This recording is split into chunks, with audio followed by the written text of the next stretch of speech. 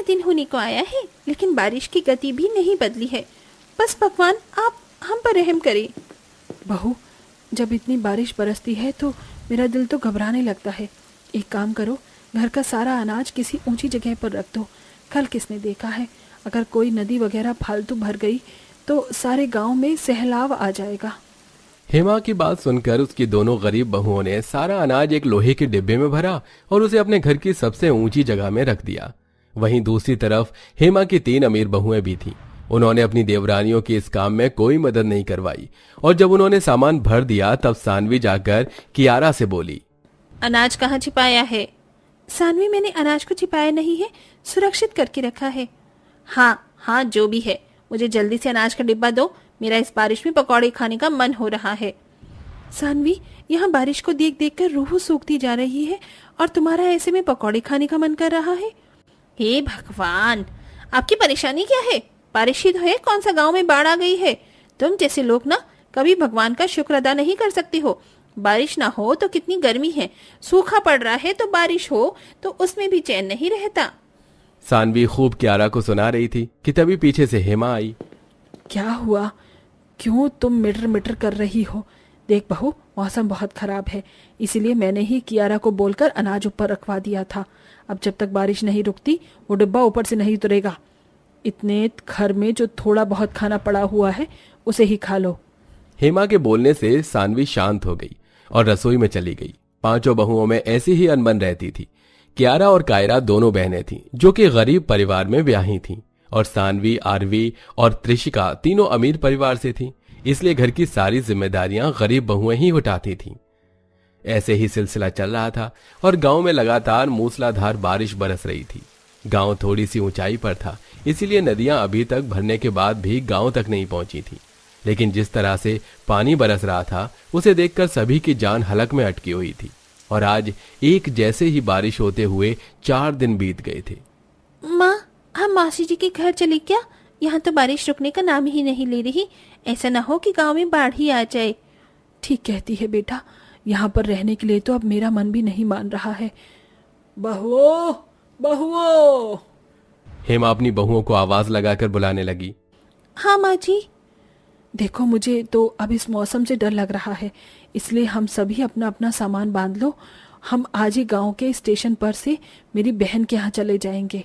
हेमा की बात सुनकर सभी खुश हो गए कि और उन्होंने अपना सामान बांध लिया। सामान बांधने के बाद गरीब बहुओं ने याद से अपने सफर में खाने पीने के लिए खाना ले लिया और सभी रेलवे स्टेशन जाने को निकल गए। लेकिन कहते हैं ना कि जिस इंसान के जो नसीब में हो वो होकर ही रहता है। बस ऐसा ही हेमा के परिवार के साथ भी हुआ। वो लोग जैसे ही अपने घर से निकले तो उन्हें बहुत ही ज्यादा प्रेशर से पानी अपनी तरफ को आता हुआ दिखाई दिया। उस पानी में लोगों की बही हुई झोपड़ियां थीं और भी चीजें वो सैलाब अपने साथ लेकर आ रहा था। अरे नहीं, लगता है गांव की नदी भर गई और अब पानी सीधा गांव की तरफ को ही बढ़ रहा है। जल्दी से सभी हाथ पकड़िए। पूरे परिवार ने एक दूसरे के हाथ पकड़ लिए। कुछ ही सेकंड्स में वो पानी उन सभी तक पहुंच गया और आगे भी तबाही मचाता हुआ बढ़ने लगा। जिन लोगों को पहले से ही बाढ़ की आशंका थी वो सभी तो ऊंची जगह पर जाकर बच गए, लेकिन जो लोग घरों में थे उनका वहीं दम घुट गया। ऐसे ही हेमा के परिवार में भी सभी डूबने लगे कि तभी कियारा को एक बहती हुई लकड़ी मिली। माँ जी सुनिए, सभी हिम्मत रखिए, आइए इस लकड़ी से सहारा लीजिए। कियारा ने किसी तरह से उस लकड़ी को सभी की तरफ को खींचा। कायरा, तन्वी, सानवी, हेमा, आरवी और त्रिशिका सभी ने लकड़ी को पकड़ लिया और उनकी जान बच गई। अचाए बहू, तूने इस लकड़ी के तख्ते को पकड़ लिया, वरना आज तो मुझे मौत नजर आ गई थी। माँ, हम बच तो पाएंगे ना? जरा आसपास देखिए। सभी ने अपने आसपास ध्यान दिया। आसपास 2-2 मंजिलों तक पानी भरा हुआ था और ऐसे ही सभी तरफ बस तबाही ही तबाही नजर आ रही थी। अपने गांव की ऐसी हालत देखकर हेमा रोने लगी। हे भगवान, ये क्या हो गया? हमारा हंसता खेलता पूरा गांव बर्बाद हो गया। चुप हो जाइए माँ जी, सब कुछ सही हो जाएगा। बहुएं अपनी सास को संभालने लगी कि तभी तन्वी को अपने बाप का ध्यान आया। माँ, पापा कहाँ है? गिरीश जी कहाँ है? सभी के चेहरों का रंग और भी ज्यादा उतर गया क्योंकि गिरीश वहां नहीं था। बहू और बेटी ने गिरीश को काफी आवाजें भी लगाईं, लेकिन उसने एक भी आवाज का जवाब नहीं दिया। हे भगवान, मेरे पति गिरीश जी, आप कहाँ चले गए? गिरीश जी। गिरीश वहीं पानी में डूबकर मर चुका था। दोनों गरीब बहुएं भी बहुत ज्यादा रोईं, लेकिन अमीर बहुओं पर कुछ खास फर्क नहीं पड़ा। ऐसे ही उस लकड़ी के तख्ते को पकड़े पकड़े काफी देर हो गई थी। सभी थक चुके थे कि तभी सानवी को एक भूसे का छप्पर दिखाई दिया।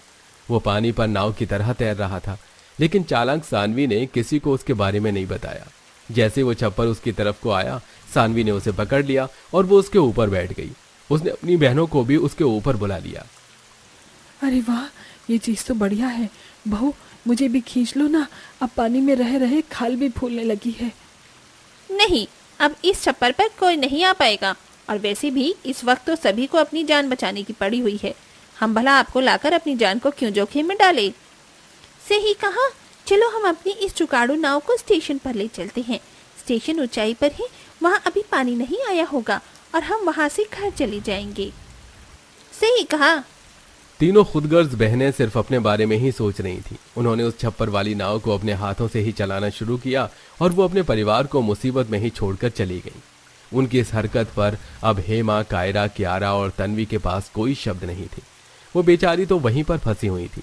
कुछ ही देर में तीनों अमीर बहनें स्टेशन पर आ गईं। स्टेशन पर भी पानी था, लेकिन वहां ऊंचे प्लेटफॉर्म की सीढ़ियां दिखाई दे रही थी। लास्ट प्लेटफॉर्म पर पानी नहीं था। वो पांचों अपनी नाव से उतरी और सीढ़ियां चढ़कर ऊपर आ गई। वहां अभी तक कोई ट्रेन नहीं थी। चलो अच्छा है, अब हम यहाँ पर पहुँच गए, अब तो हम बच ही जाएंगे। वो तीनों वहां आकर ट्रेन का इंतजार करने लगी, तो वहीं दूसरी तरफ दोनों गरीब बहुओं को भी एक बड़ा सा लकड़ी का ही तख्ता तैरता हुआ दिखा। अरे वाह, ये अच्छा है, सभी इसी के ऊपर आ जाइए। कियारा और कायरा ने मिलकर उसे पकड़ा और फिर अपनी नंद और सास को उसके ऊपर चढ़ने में मदद की। उसके बाद वो दोनों भी उसके ऊपर बैठ गईं। भगवान का शुक्र है कि हम बच गए। अब चलो बहुओं, जल्दी से इसे स्टेशन पर ले चलो।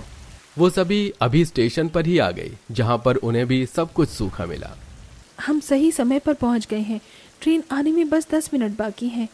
सभी स्टेशन पर इंतजार करने लगे कि तभी फिर से एक तबाही आई। अचानक ही नदी में और प्रेशर बना और बड़ी बड़ी लहरें उठने लगी। बारिश रेगुलर हो रही थी और ऐसे में ऊंचे बने हुए स्टेशन में भी पानी आने लगा। अरे नहीं, अब हमारा क्या होगा? ट्रेन कब आएगी? सभी घबराने लगे। पानी काफी तेजी से भर रहा था। सभी काफी डरे हुए थे कि तभी वहां पर ट्रेन आ गई। अच्छा है, ट्रेन आ गई। चलिए सभी जल्दी चलिए। गरीब बहुओं ने भरते हुए पानी में किसी तरह अपनी सास और नंद को ट्रेन में चढ़ाया और वो दोनों भी ट्रेन में चढ़ गईं। तभी दरवाजे के पास उन्हें अपनी देवरानियां दिखाई दी। हमें भी ट्रेन में ले लो ना, हमारी मदद करो। भाभी, इनकी मदद मत करना, वरना ट्रेन में पानी आ जाएगा और हम भी नहीं बचेंगे। तन्वी और हेमा उन्हें मना करने लगी, लेकिन गरीब बहुओं का मन नहीं माना। वो अपनी जान पर खेलकर ट्रेन के बाहर आई। ट्रेन ऊंचाई पर थी, अभी वहां तक पानी नहीं आया था, लेकिन स्टेशन नीचे से काफी डूब चुका था। गरीब बहुओं ने अपनी देवरानियों के लिए अपना हाथ बढ़ाया। जल्दी से हमारा हाथ पकड़ाइए। ट्रेन धीरे धीरे चलने लगी, लेकिन तभी तीनों देवरानियां ऊपर आ गईं। अब पानी भी तेजी से ट्रेन की तरफ को आया, लेकिन उन सभी ने दरवाजा बंद कर दिया। तभी ट्रेन ने भी रफ्तार पकड़ ली और वो सभी सुरक्षित गांव से रवाना हो गई। ट्रेन में तीनों अमीर बहुएं कुछ बोलने लायक नहीं थी। उनकी नजरें शर्म की वजह से उठ भी नहीं रही थी, लेकिन उन्हें एहसास हो चुका था। कुछ ही घंटों में गांव में भी फोर्स भेज दी गई, जो बचे हुए लोगों को सुरक्षित जगह ले गई। अब अमीर बहुएं किसी को मुंह दिखाने लायक नहीं थी। जब उनके पतियों को उनके बारे में पता चला तो उन्होंने खूब डांटा। कुछ दिनों बाद बाढ़ का पानी उतर गया और सभी गांव आ गए और दोबारा एक अच्छे जीवन की तैयारी करने लगे।